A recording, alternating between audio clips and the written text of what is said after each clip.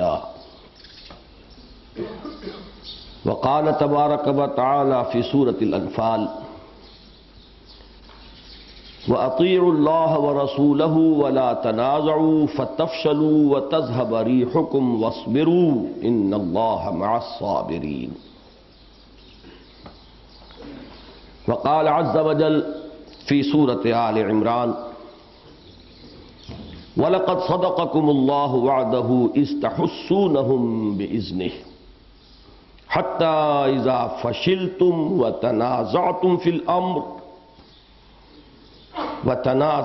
فِي الْأَمْرِ وَعَصَيْتُم مِّن بَعْدِ مَا أَرَاكُم مَّا تُحِبُّونَ مِنكُم مَّن يُرِيدُ الدُّنْيَا وَمِنكُم مَّن يُرِيدُ الْآخِرَةَ ثُمَّ صَرَفَكُمْ عَنْهُمْ لِيَبْتَلِيَكُمْ وَلَقَدْ عَفَا عَنْكُمْ وَاللَّهُ ذُو فَضْلٍ عَلَى الْمُؤْمِنِينَ. وقال عز وجل في نفس السورة: يقولون هل لنا من الأمر من شيء قل إن الأمر كله لله. وقال جل وعلا في سورة النور: قل اطیعوا اللہ واطیعوا الرسول فإن تولوا فإنما علیہ ما حمل وعلیکم ما حملتم وإن تطیعوہ تہتدوا وما علی الرسول الا البلاغ المبین. وعد اللہ الذین آمنوا منکم وعملوا الصالحات لیستخلفنہم فی الارض کما استخلف الذین من قبلہم ولیمکنن لہم دینہم الذی ارتضی لہم ولیبدلنہم من بعد خوفہم امنا یعبدوننی لا یشرکون بی شیئا ومن کفر بعد ذلک فاولئک هم الفاسقون. وَأَقِيمُوا الصَّلَاةَ وَآتُوا الزَّكَاةَ وَأَطِيعُوا الرَّسُولَ لَعَلَّكُمْ تُرْحَمُونَ. صدق اللہ العظیم. رب اشرح لي صدری ويسر لي أمری واحلل عقدۃ من لسانی يفقهوا قولی. اللهم ربنا ألهمنا رشدنا وأعذنا من شرور أنفسنا. اللهم أرنا الحق حقا وارزقنا اتباعه وأرنا الباطل باطلا وارزقنا اجتنابه آمین یا رب العالمین. اس سے پہلے کے اسباق میں جو باتیں بالکل 2 اور 2 4 کی طرح منقع ہو کر ہمارے سامنے آ چکی ہیں، ان میں سے اولین متعلق ہے تصور فرائض دینی سے، کہ فرائض دینی کی چوٹی ہے وہ شے جسے خواہ اقامت دین کہہ لیا جائے، خواہ غلبہ دین کہہ لیا جائے، خواہ اعلاء کلمت اللہ کہہ لیا جائے، خواہ تکبیر رب کہہ لیا جائے، خواہ زمین پر آسمانی بادشاہت کا قیام کہہ لیا جائے، خواہ قیام حکومت الہیہ کہہ لیا جائے، خواہ قیام نظام اسلامی سے تعبیر کر لیا جائے، خواہ نفاذ نظام مصطفیٰ سے تعبیر کر لیا جائے، خواہ اسلامی انقلاب سے تعبیر کر لیا جائے. عبارات مختلف ہیں، اصطلاحات جدا ہیں، باتیں کی. دوسری بات ہم نے یہ سمجھی کہ یہ کام بغیر ایک منظم ڈسپلن جماعت کے ممکن نہیں. صرف جماعت نہیں، منظم اور ڈسپلن جماعت، جس کے لیے کہ قرآن و سنت کی اصطلاح ہے سمع و طاعت، فاسمعوا واطیعوا. یہ اصطلاح ہمارے اس بڑے منتخب نصاب میں سورہ تغابن کے آخر میں آتی ہے، فاتقوا اللہ ما استطعتم. یہ تو روح ہے دین کی، اللہ کا تقوی تا حد استطاعت، اور جو اس کا نظام بنے گا واسمعوا واطیعوا، اس کے لیے کرنا کیا پڑے گا؟ وَأَنفِقُوا. بہترین یہ ایک ہی آیت کے اندر تینوں چیزیں.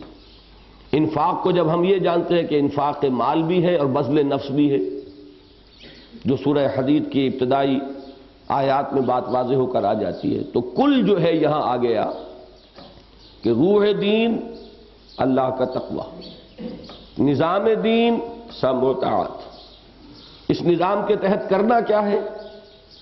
انفاق مال و بذل نفس۔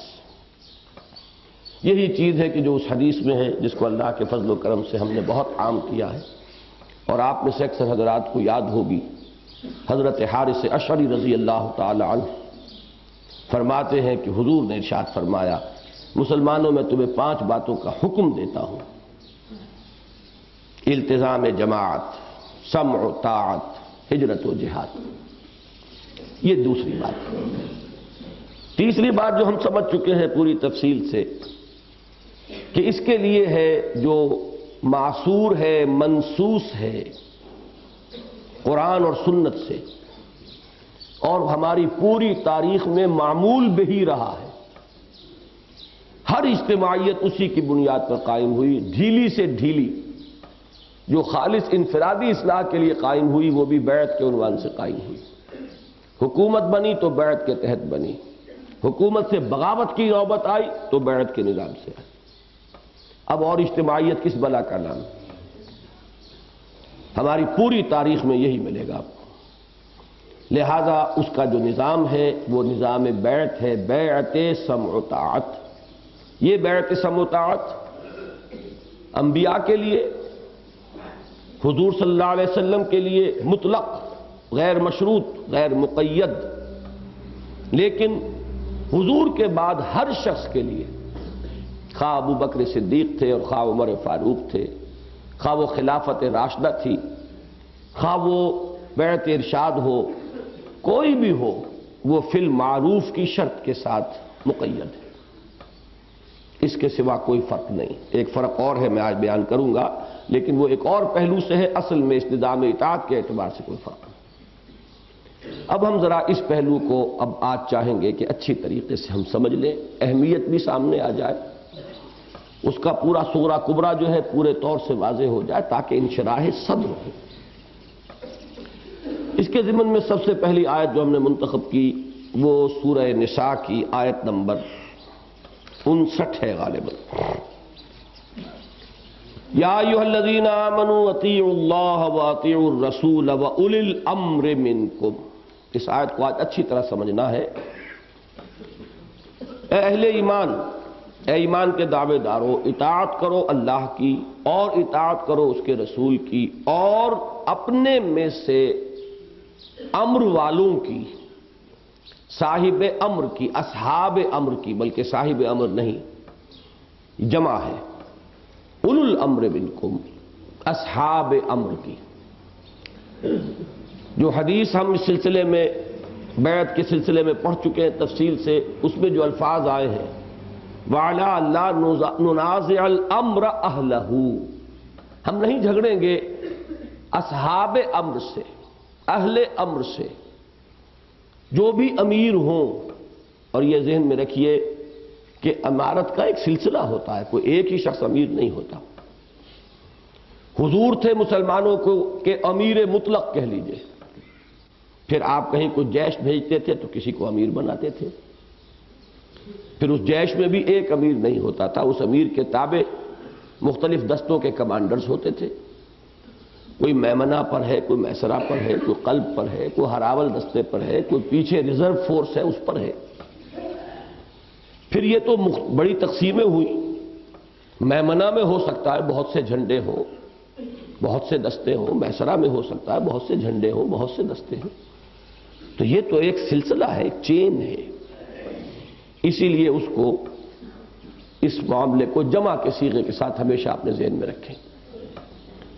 اب یہاں ایک بات تو ہمیشہ ہمارے ہاں عام بھی جب درس اور وعظ میں بات آتی ہے تو توجہ دلا دی جاتی ہے کہ یہاں جو یہ 3 اطاعت کی کڑیاں آئیں، اللہ کی اطاعت، رسول کی اطاعت، اولو الامر کی اطاعت، اس میں سے پہلی 2 کڑیوں کے ساتھ تو فعل امر اطیعوا کی تکرار ہوئی، تیسری کڑی کے ساتھ نہیں ہوئی۔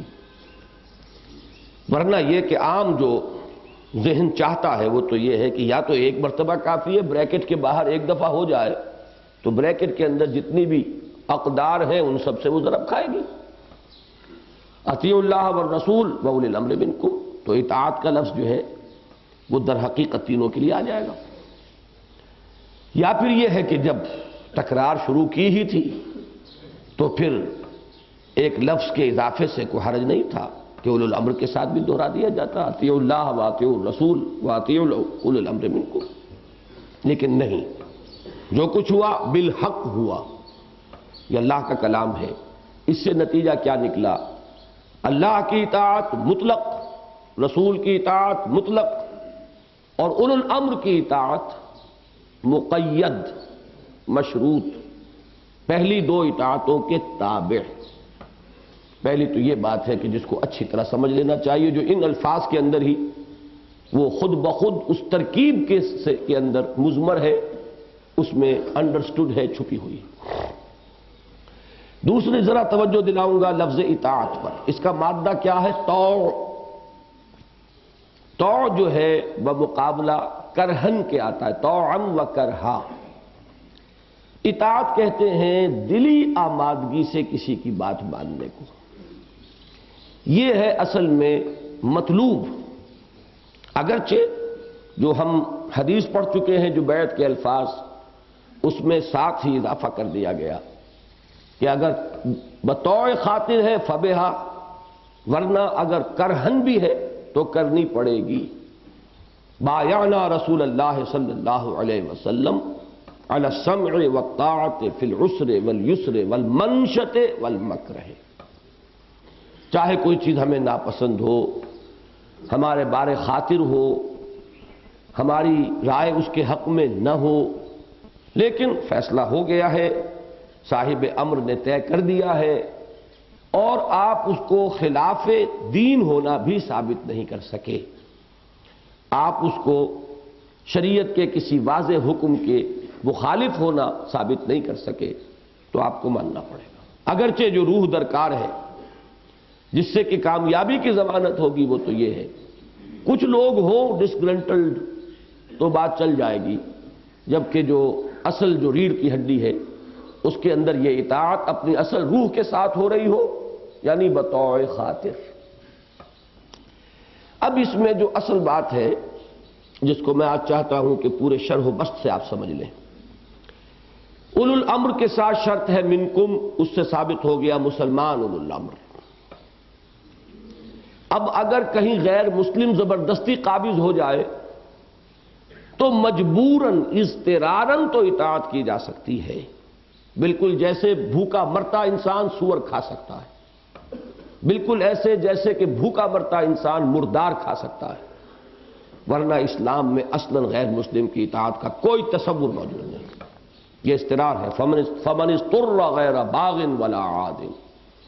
اس اعتبار سے کراچی کا جو مقدمہ بغاوت ہے وہ ہماری یہ جو گزشتہ 200 سالہ تاریخ تھی اس کے اندر ایک بہت وہ روشن مینار ہے، روشنی کا ایک بہت عظیم مینار، جہاں ہماری 3 عظیم شخصیتوں نے کھڑے ہو کر برملا یہ تسلیم کیا اور کہا انگریز کی عدالت میں کہ ہاں ہم باغی ہیں اور مسلمان کسی غیر مسلم حکومت کا وفادار نہیں ہو سکتا.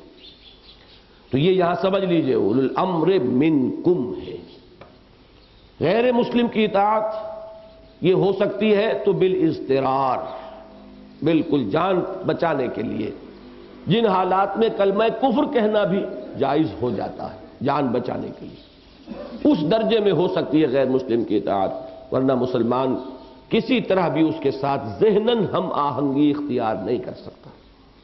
اس اعتبار سے کوئی بڑے سے بڑا عالم رہا ہو اس عرصے میں، اگر اس نے انگریز کے ساتھ سازگاری کی تلقین کی ہے تو وہ اس رستے سے ہٹا ہوا کسے باشد. آپ اس میں کسی شخصیت کی عظمت کو راستے میں مت آنے دیں. بہرحال میں اس میں مزید تفصیل میں نہیں جانا چاہتا، کوئی فائدہ نہیں ہے. اصولی بات سمجھ لیجئے کہ اس نظام اطاعت میں لفظ کا اضافہ ہے منکم. اب آپ ایک بات اور سمجھیے کہ یہ نظام اطاعت 2 طرح کا ممکن ہے، اور ان دونوں کے ضمن میں جو اگلا حکم آ رہا ہے فَإِن تَنَازَعْتُمْ فِي شَيْءٍ فَرُدُّوهُ إِلَى اللَّهِ وَالرَّسُولِ ان کنتم تؤمنون باللہ والیوم الآخر، یعنی یہ کہ اگر تم کسی چیز کے معاملے میں اختلاف رائے کا شکار ہو جاؤ، تنازع کسے کہتے ہیں؟ یہ باب تفاعل ہے۔ نزع کے معنی کھینچنا، نزع جب جان کھینچی جائے گی وہ عالم نزع ہے۔ نزع کے معنی کھینچنا، تنازع کھینچ تان جس کو کہتے ہیں، کھینچم تان، ایک طرف سے کوئی کھینچ رہا ہے دوسری طرف سے کوئی کھینچ رہا ہے، یہ تنازع ہو گیا، باب تفاعل آ گیا۔ مفاعلہ کی طرح باب تفاعل کے بھی یہ دو خواص ہیں، مبالغہ اور مشارکہ، شرکت بھی ہوتی ہے اور مبالغہ بھی ہوتا ہے۔ تو نزع کھینچنا، تنازع کھینچتان، ایک ادھر کھینچ رہا ہو ایک ادھر کھینچ رہا ہو۔ فَإِن تَنَازَعْتُمْ فِي شَيْءٍ، کسی معاملے میں اگر تم اس کیفیت میں مبتلا ہو گئے، ایک کی رائے یہ ہے ایک کی رائے یہ ہے، ایک کی رائے یہ ہے کہ یہ صحیح ہے، ایک کی رائے یہ ہے کہ یہ غلط ہے۔ اب اس میں بھی نوٹ کیجئے، صحیح و غلط کا لفظ میں نے استعمال کیا ہے، اس کے مختلف درجات ہیں۔ ایک کی رائے ہے کہ یہ زیادہ انسب ہے، زیادہ مناسب ہے، ایک کی رائے ہے کہ یہ کم مناسب ہے۔ تدبیر کا معاملہ ہے، نصوص کا معاملہ نہیں ہے، حلال و حرام کی بحث نہیں ہے۔ معاملہ یہ نہیں ہے کہ یہ جائز یہ ناجائز، یہ حرام یہ حلال، بلکہ تدبیر، بحالت موجودہ ہمارے لیے کون سا طریقہ کار موزوں تر ہے۔ ابھی ہم کوئی قدم مزید اٹھانے کی پوزیشن میں ہیں یا نہیں ہیں، ایک کا خیال ہے کہ ہیں، ایک کا خیال ہے نہیں، تو اس کو ایک طرف رکھ دیجئے، اس کی یہاں بحث نہیں ہے۔ یہاں اصلاً بحث کس کی ہے؟ جہاں معاملہ نصوص کا آ گیا، جو مطلق اطاعت ہے اللہ کی اور اس کے رسول کی، جو معاملات اس سے متعلق ہوں گے، حلال اور حرام، جائز و ناجائز، اس معنی میں صحیح و غلط، ورنہ صحیح و غلط کے جیسا کہ میں نے عرض کیا بے شمار مدارج ہو سکتے ہیں، اور میں نے صرف دو کو علیحدہ علیحدہ کر دیا، کیٹیگریز مختلف ہو جائیں گی۔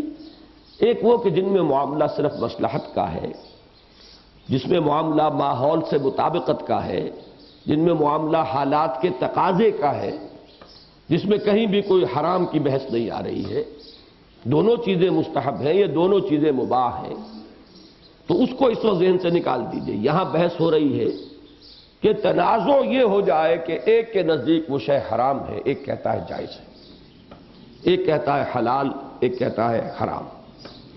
اس میں بھی وہ حدیث ذہن میں لے آئیے کہ الحلال بین والحرام بین وبینہما مشتبہات۔ دین میں حلال اور حرام جو قطعی ہے وہ تو بالکل بین ہے، ہاں اس میں بھی مشتبہات کا مسئلہ آ جاتا ہے کہ جہاں اصل میں اختلاف پیدا ہوتا ہے۔ بہرحال جو درمیان میں مشتبہات ہیں ان میں بھی آدمی کی رائے میں سختی ہو سکتی ہے۔ کوئی شخص سمجھتا ہے کہ یہ حرام کی طرف زیادہ ہے تو اس کی رائے اس میں زیادہ جازم ہو جائے گی، کسی کی رائے یہ ہے کہ ہے تو بیچ کی چیز لیکن حلال کی طرف زیادہ ہے تو اس رائے کے اندر سختی ہو جائے گی۔ اس کیفیت کو ذہن میں رکھیے۔ اس کا حکم کیا دیا؟ فردوہ الی اللہ والرسول، لوٹا دو اس شے کو اللہ اور اس کے رسول کی طرف۔ بالکل منطقی بات ہو گئی، اس لیے کہ مطلق اطاعت تو انہی کی ہے، نصوص تو وہی ہے، جو کہ غیر مقید اور غیر مشروط اطاعت ہے وہ تو صرف اللہ اور اس کے رسول کی ہے۔ اب یہاں دو شکلیں ہیں علیحدہ علیحدہ، ان کو بھی سمجھ لیجیے۔ ایک معاملہ ہو سکتا ہے کسی اسلامی حکومت میں اس جھگڑے کے پیش آ جانے کا، اسلامی ریاست میں، اس لیے کہ وہاں بھی آپ کو معلوم ہے سورہ حجرات میں ہم پڑھ چکے ہیں بڑی تفصیل سے۔ اسلامی ریاست کا اصل الاصول کیا ہے؟ یا ایھا الذین آمنوا لا تقدموا بین یدی اللہ ورسولہ، اہل ایمان اللہ اور اس کے رسول سے آگے مت بڑھو۔ وہی اس کا دستور اساسی ہے کہ جو بھی لیجسلیٹو اتھارٹی ہے تمہارے پاس، قانون سازی کا جو اختیار ہے وہ محدود ہے ایک دائرے کے اندر، No legislation will be done repugnant to the Quran and the Sunnah. اب سوال یہ پیدا ہوتا ہے کہ میں اس ریاست کا شہری ہوں، میں یہ محسوس کرتا ہوں کہ جو مسودہ قانون اس وقت زیر بحث ہے اس کی کوئی شق یا وہ پورا قانون شریعت کے دائرے سے تجاوز کر رہا ہے، یا کوئی قانون جو اس وقت موجود ہے میری رائے بنی صحیح یا غلط کہ اس میں تجاوز ہے اللہ اور اس کے رسول کے دائرے سے، تو اس صورت میں کیا ہوگا؟ اس کا میں تفصیل سے اپنی تقاریر میں اپنے دروس میں اس کی وضاحت کر چکا ہوں کہ ریاست میں اس کا حل کیا ہوگا۔ الحمدللہ ثم الحمدللہ کہ اس دور میں وہی جو انسٹیٹیوشنز کا ڈیولپمنٹ ہے، جو عمرانی ارتقاء ہوا ہے، اس نے ریاست کے 3 بنیادی آرگنز کو علیحدہ علیحدہ ڈیفائن کر دیا ہے: لیجسلیچر قانون ساز ادارہ، ایگزیکٹو یعنی انتظامیہ، اور جوڈیشری یعنی عدالت۔ یہ معاملہ عدالت کے حوالے ہوگا کہ جیسے جو دوسری پروویژنز ہیں کانسٹیٹیوشن کی، ان سب کی کسٹوڈین، ان سب کی امین جوڈیشری ہے۔ بنیادی حقوق میں کسی کے کمی کی گئی ہے، کہاں جائیں گے؟ کنڈا کھٹکھٹائیں گے عدالت کا۔ تو اگر کسی اسلامی ریاست کے دستور اساسی میں یہ طے ہے کہ no legislation will be done repugnant to the Quran and the Sunnah, تو کہاں جائیں گے آپ؟ اس کے خلاف اگر کوئی عمل آپ کے خیال میں ہو رہا ہے، ممکن ہے آپ کو مغالطہ ہو، لیکن یہ کہ آپ کے لیے راستہ کیا ہے؟ جو بھی اعلیٰ عدالتیں ہیں ان کا دروازہ کھٹکھٹائیے، سپیریئر کورٹس، وہاں علماء کو بھی بحث کا موقع ہے، استدلال کا موقع ہے، جائیں دلیلیں پیش کریں، ثابت کریں کہ مجھے جو مغالطہ لاحق ہوا وہ مغالطہ تھا یا واقعی بات صحیح تھی۔ یہ ہے صورت اسلامی ریاست کے اندر جو اس دور میں اختیار کی جائے گی۔ یہاں وہ بات اچھی طرح سمجھ لیجئے کہ نبی اکرم صلی اللہ علیہ وسلم ان میں تو ہزاروں حیثیتیں جمع تھیں، یہ تینوں بھی جمع تھیں۔ حضور ہی چیف جسٹس بھی تھے، حضور ہی صدر ریاست بھی تھے، چیف ایگزیکٹو بھی تھے، چیف جسٹس بھی تھے، اور قانون سازی بھی حضور ہی کے ہاتھ میں تھی۔ وہ تو آپ تو خود شارع ہیں، شارع اول، شریعت بنانے والا اولاً اللہ، اور شارع ثانی محمد الرسول اللہ صلی اللہ علیہ وسلم۔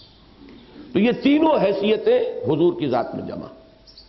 اسی کا عکس آپ کو نظر آئے گا خلافت راشدہ میں، اگرچہ ذرا آگے چل کر اس میں ڈویژن شروع ہوئی ہے، لیکن یہ کہ وہاں بھی خلیفہ وقت چیف جسٹس بھی، یہ غالباً حضرت عمر کے زمانے میں علیحدہ عدالتی نظام قائم ہوا ہے، ورنہ حضرت ابوبکر کے زمانے میں تو کوئی علیحدہ عدالتی نظام نہیں تھا۔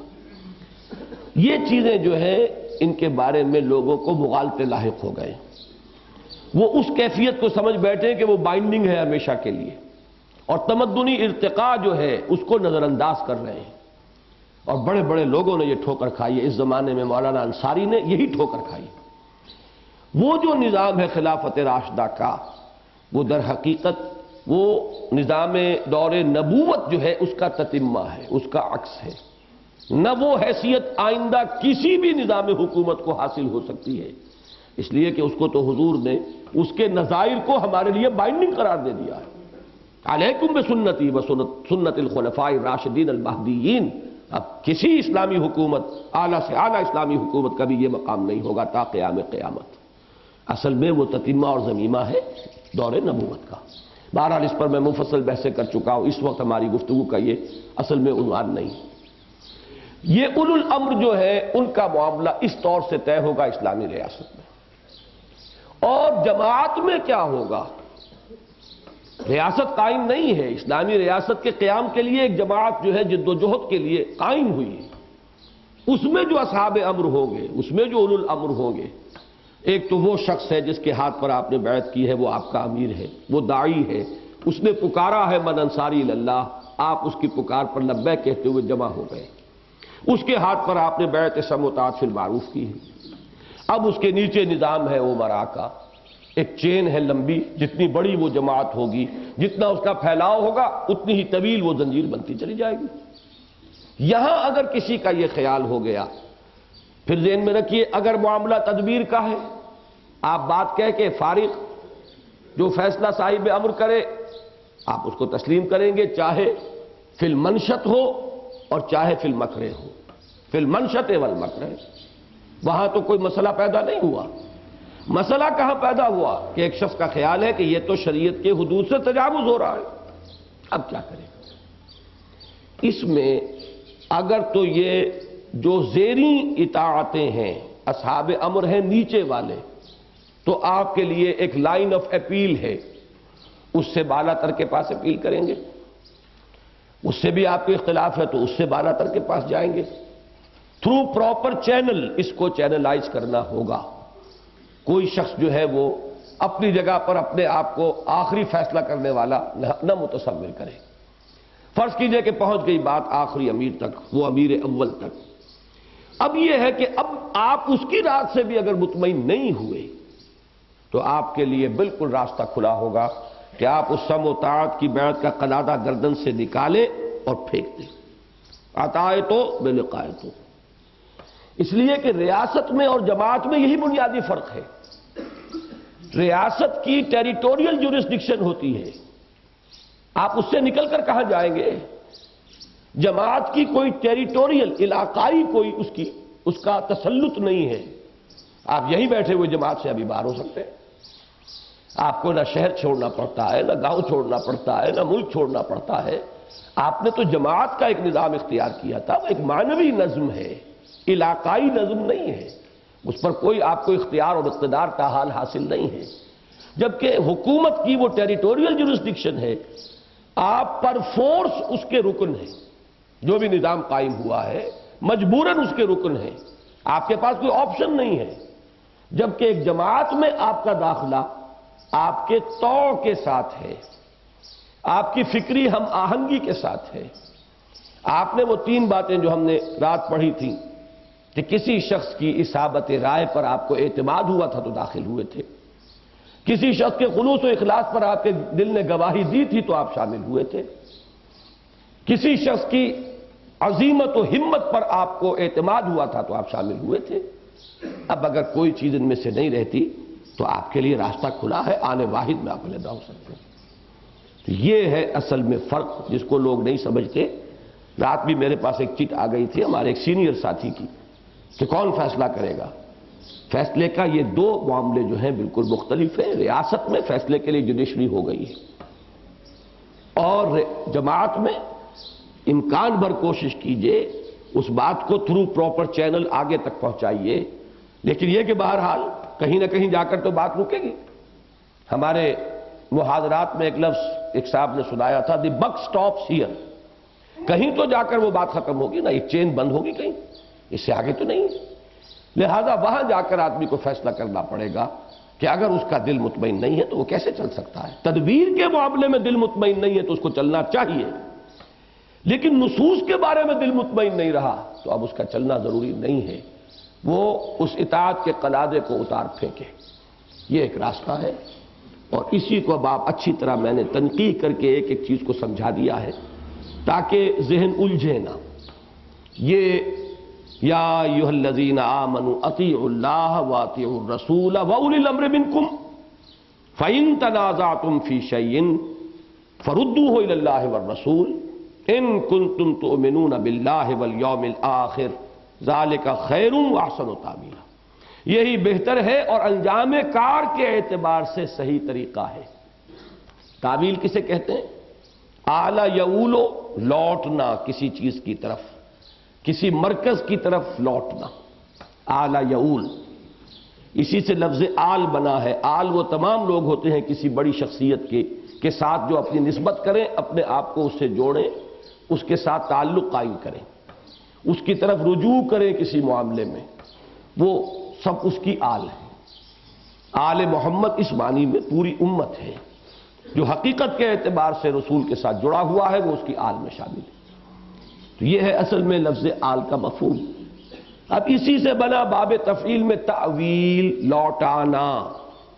تعویل کے معنی ہے کسی چیز کو رجوع کرانا، یعنی کامیابی کی طرف لوٹانا چاہتے ہو اپنی جد و جہد کو، اگر برابر اور نتیجہ خیز کرنا چاہتے ہو اپنی اس کوشش کو، تو اس کی طرف لوٹنے کا یہ راستہ ہے جو بہترین ہے۔ ذالک خیر واحسن تاویلا۔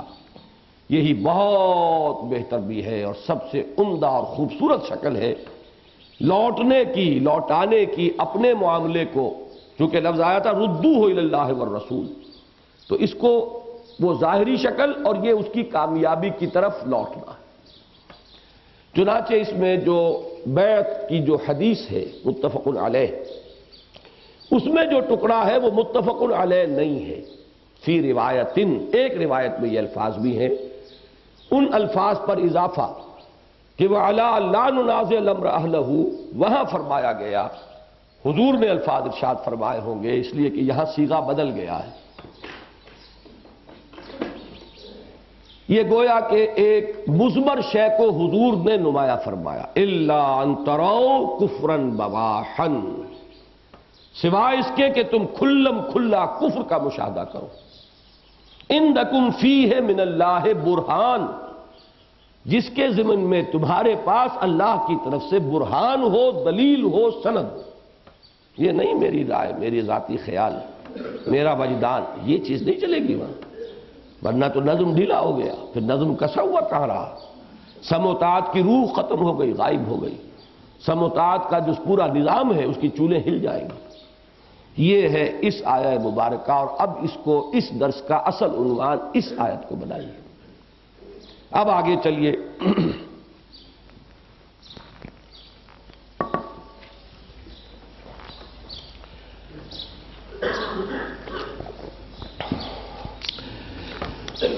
سورہ انفال کی آیت نمبر 46، وَأَطِیعُوا اللَّهَ وَرَسُولَهُ، اور اطاعت کرو اللہ کی اور اس کے رسول کی۔ اب یہاں اطیعوا کا لفظ جو ہے رسول کے ساتھ بھی نہیں دہرا کر لایا گیا، اس کو آپ کہیں گے اکانومی آن ورڈز، الفاظ کے استعمال میں بھی قرآن مجید میں لفاظی نہیں ہے، کم سے کم جچے تلے الفاظ۔ یہاں وہ زیر بحث نہیں تھی بات، اس چین کو نمایاں کرنا اور اس میں فرق و تفاوت کو واضح کرنا نہیں تھا، ایک اطاعت کافی ہے، اور یہی آتا ہے ہمیشہ قرآن میں، دہرا کر کب آتا ہے؟ اطیعوا اللہ واطیعوا الرسول، اطیعوا اللہ والرسول، اللہ کی اطاعت کرو اور اس کے رسول کی اطاعت کرو۔ یہاں اب سمجھ لیجئے کہ رسول کی اب وہ جملہ حیثیتیں جب ہیں، ان میں ایک حیثیت، جیسا کہ میں نے ابھی عرض کیا، مدنی دور میں یہ بھی تھی کہ آپ حاکم تھے، حاکم مجازن یعنی سربراہ حکومت۔ چیف ایگزیکٹو کون تھے؟ محمد رسول اللہ۔ چیف جسٹس کون تھے؟ محمد رسول اللہ صلی اللہ علیہ وسلم۔ بلکہ میں عرض کر چکا ہوں کہ لیجسلیشن کس کے ہاتھ میں؟ محمد رسول اللہ۔ حضور نے فرمایا کہ اللہ نے کچھ چیزیں حرام کی ہیں، میں نے بھی کچھ چیزیں حرام کی ہیں، یہ بات سب کو معلوم ہے، تو شارع ہیں محمد الرسول اللہ صلی اللہ علیہ وسلم۔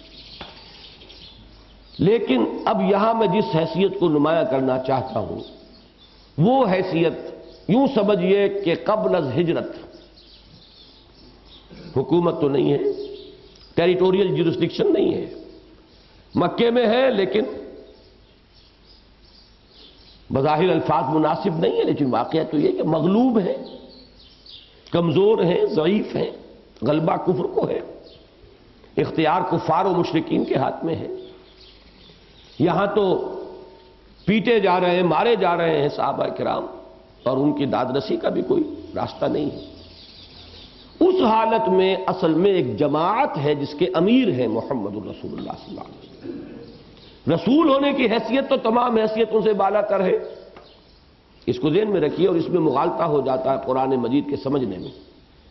جب آپ کہتے ہیں کہ ہاتھی کے پاؤں میں سب کے پاؤں، تو حضور کی تمام حیثیتوں پر غالب حیثیت ہے رسول ہونے کی، اسی کو نمایاں کیا جائے گا قرآن میں، جو سب سے اعلیٰ، سب سے اہم، سب سے بلند ہے۔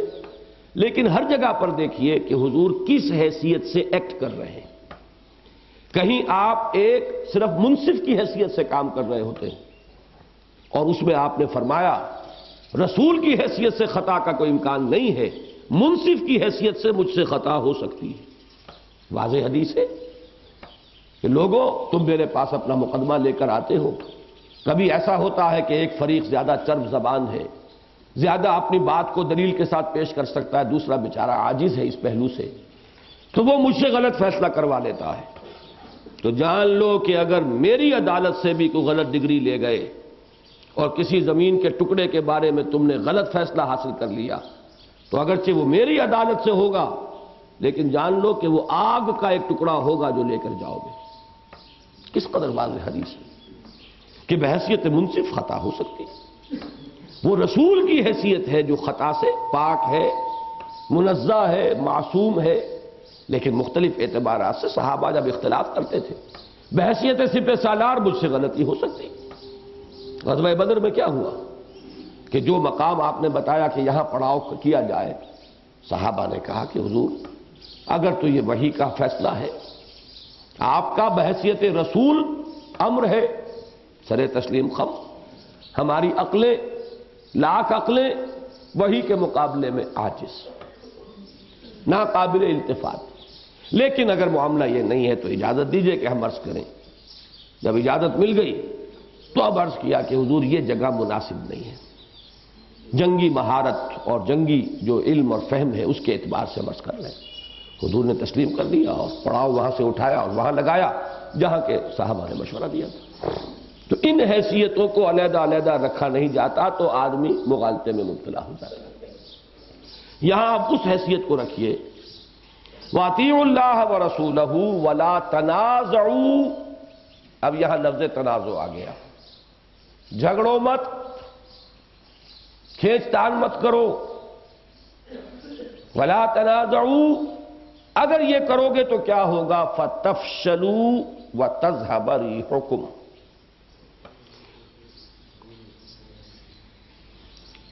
فشل کہتے ہیں کسی چیز کا ڈھیلا پڑ جانا، بہترین لفظ ہے۔ کسا ہوا نظم میں نے کہا تھا، اس کے مقابلے میں ڈھیلا ہو گیا نظم، اب اس کا وہ چاق و چوبند ہونے والا معاملہ نہیں رہا۔ بعض تراجم میں ایک لفظ آیا ہے تفشلو کا ترجمہ تو نامرد ہو جاؤ گے، اس لفظ کی ایک بڑی مناسبت ہے، بس میں اشارہ کر رہا ہوں، اس سے زیادہ بات اس کی وضاحت کی ضرورت نہیں ہے۔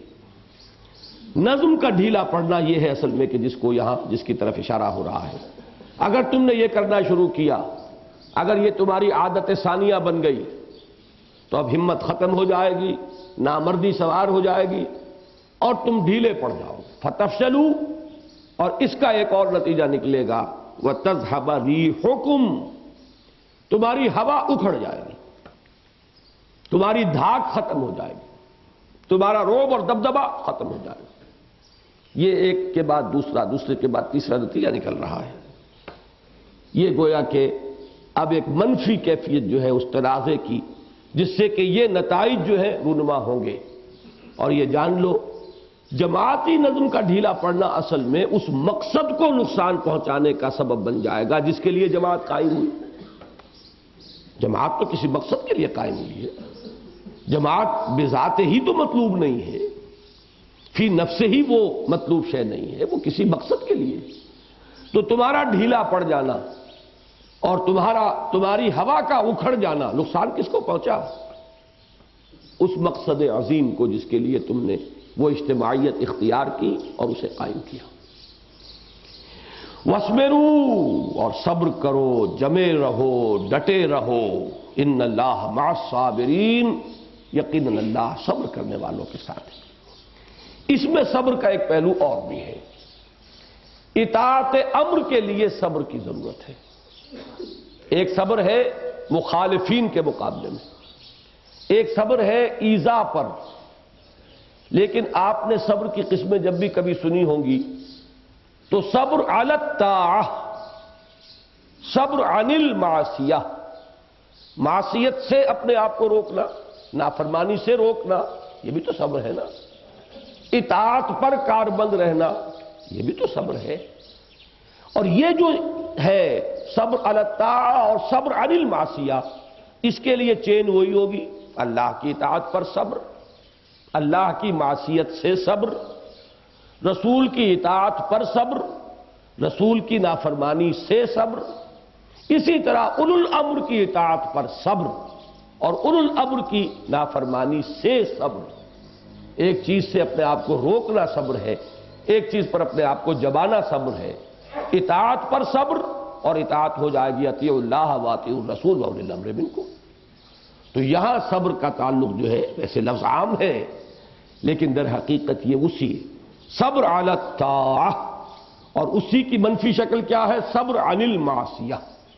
اطاعت اور معصیت ٹاپ پر ہے اللہ کے ساتھ، اطاعت اور معصیت کا دوسرا تعلق اللہ کے رسول کے ساتھ، اور اطاعت و معصیت کا تیسرا تعلق وَأُولِي الْأَمْرِ مِنْكُمْ کے ساتھ۔ لہذا اس آیت کے ساتھ اس کو جوڑ لیجئے تو اب وہ مضمون اور نکھر کر سامنے آ گیا۔ اب اس کی ایک مثال ہے، یہ بہت اہم آیت ہے اس درس میں، سورہ آل عمران کی آیت نمبر 152۔ غزوہ احد کے حالات پر تبصرہ ہو رہا ہے، بڑی زک پہنچی، شدید نقصان ہوا، 70 صحابہ شہید ہوئے، حضور مجروح ہوئے، دندان مبارک شہید ہوئے، چہرہ مبارک لہو لہان ہوا، یہ سب کچھ ہے۔ اور وہ تذہب ریحکم والی بات بھی ہوئی، تفشلوا والی بات بھی ہوئی، سارے نتائج نکلے نا۔ لہذا ایک پریکٹیکل ایگزامپل سے اب اس بات کو سمجھ لیجئے مزید وضاحت کے ساتھ۔ اب اللہ تعالیٰ تبصرہ فرما رہے ہیں، مسلمانوں غور کرو، نگاہ بازگشت ڈالو، ذرا سوچو کیوں ہوا یہ؟ کیا ہم نے تمہارا ساتھ چھوڑ دیا تھا؟ کیا ہمارا وعدہ غلط تھا نصرت کا؟ کیا ہمیں کافروں سے محبت ہو گئی تھی؟ کیا ہم نے تمہارے مقابلے میں ان سے گٹھ جوڑ کر لیا تھا؟ کیا تمہیں ہم نے وداع کر دیا، تم سے اپنا تعلق منقطع کر لیا؟ دیکھیے یہ لفظ جو میں نے بولا ہے سورہ والضحیٰ کے ساتھ اس کا تعلق ہے۔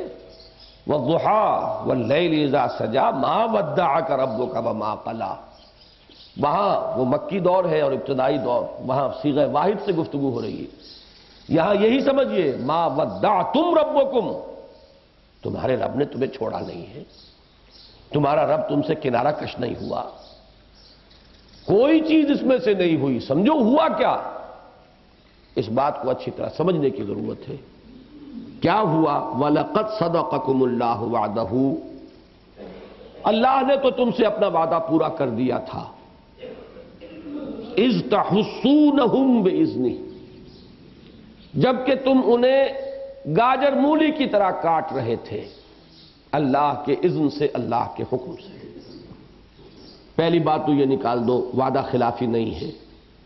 وَمَنْ أَصْدَقُ مِنَ اللَّهِ قِيلًا وَمَنْ أَصْدَقُ مِنَ اللَّهِ حَدِيثًا وَمَنْ أَوْفَىٰ بِعَهْدِهِ مِنَ اللَّهِ، اللہ سے بڑھ کر کون ہوگا اپنے عہد کا وفا کرنے والا؟ تو بات یہ نہیں تھی، بلکہ اللہ نے اپنا وعدہ پورا کر دیا تھا، پہلے ہی وہلے میں فتح ہو گئی۔